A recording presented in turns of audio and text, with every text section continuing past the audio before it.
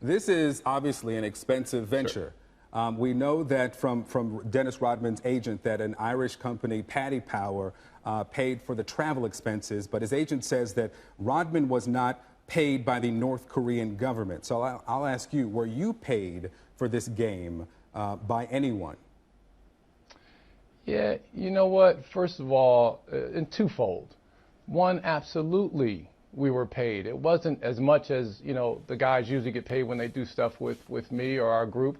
But absolutely. I mean, the guys, all well, how of us much was are it top then? in the world. It's a question I typically wouldn't ask, but how much were you paid? Let me finish answering the question. Go ahead. There's no different than a top CEO of a company retiring and becoming a consultant. So if anybody has an issue with us being compensated, that's absurd. How much were you paid? And that was the answer to your why should I mention? It's none of anyone's business how much we got paid. I think it gets to motive. And there's though. no reason for me to answer that. I think it gets to motive because I think there are a lot of people who ask why does it have to be?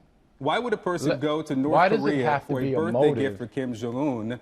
And the first half of the interview, the first 25 minutes, we talked about cultural exchange. Sure. Victor, we already. And now we're talking about we the already, check. We already answered the question. I mean, I think people are wondering who paid you. Victor, we already answered the question. We already answered the question about the birthday date and all that. So we're beyond that. Okay. But what I'm saying to you is, why would anybody have an issue with us being compensated? Now, who compensated us? Paddy Power had pulled out. So the trip was off and on.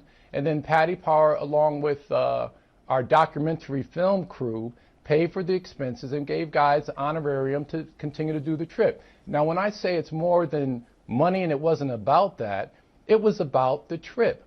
I had an opportunity to go somewhere to a recluse country that no one goes to. We were invited by the Olympic committee from North Korea that it assured our safe passage in and out, which they did.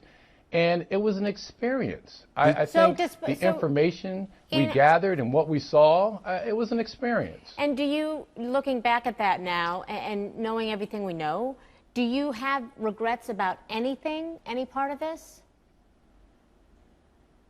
No, I have no regrets at all. I think I spent most of my time with a gentleman by the name of Ri Jung-moo, who was the sports minister there in North Korea.